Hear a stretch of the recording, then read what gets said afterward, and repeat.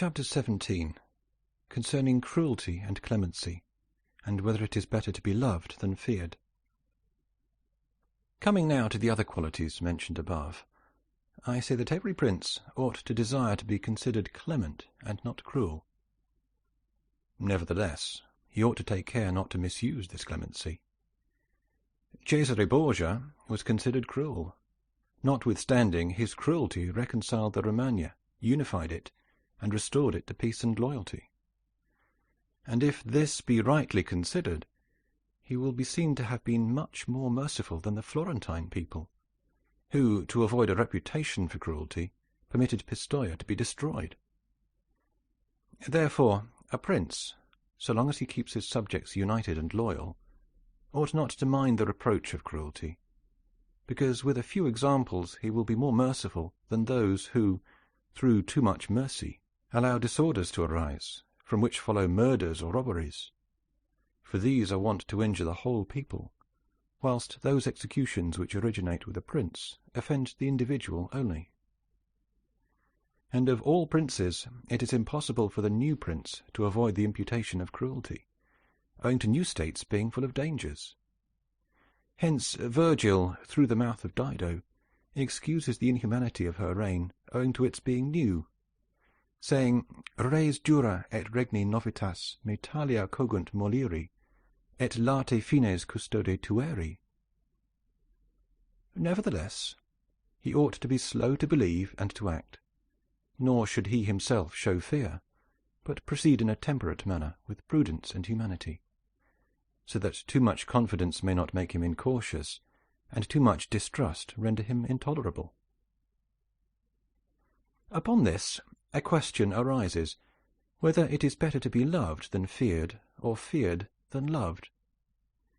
It may be answered that one should wish to be both, but because it is difficult to unite them in one person, it is much safer to be feared than loved, when of the two either must be dispensed with.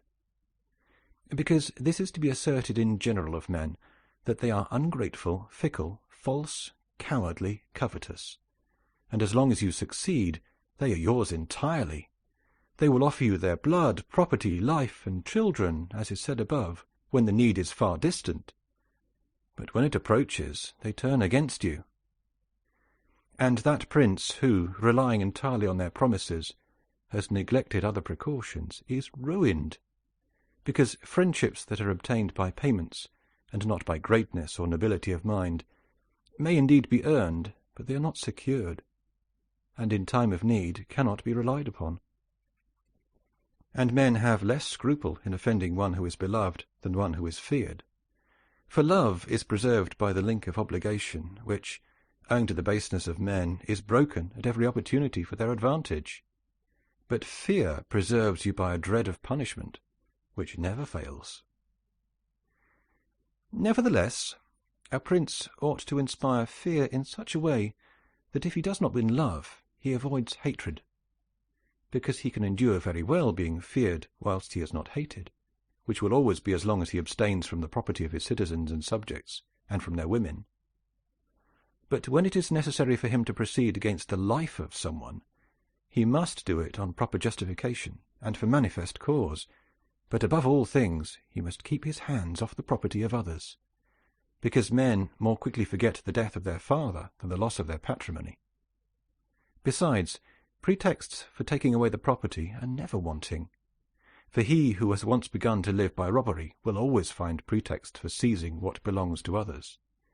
But reasons for taking life, on the contrary, are more difficult to find, and soon elapse. But when a prince is with his army, and has under control a multitude of soldiers, then it is quite necessary for him to disregard the reputation for cruelty, for without it he would never hold his army united or disposed to its duties. Among the wonderful deeds of Hannibal, this one is enumerated, that having led an enormous army, composed of many various races of men, to fight in foreign lands, no dissensions arose either among them or against the prince, whether in his bad or his good fortune.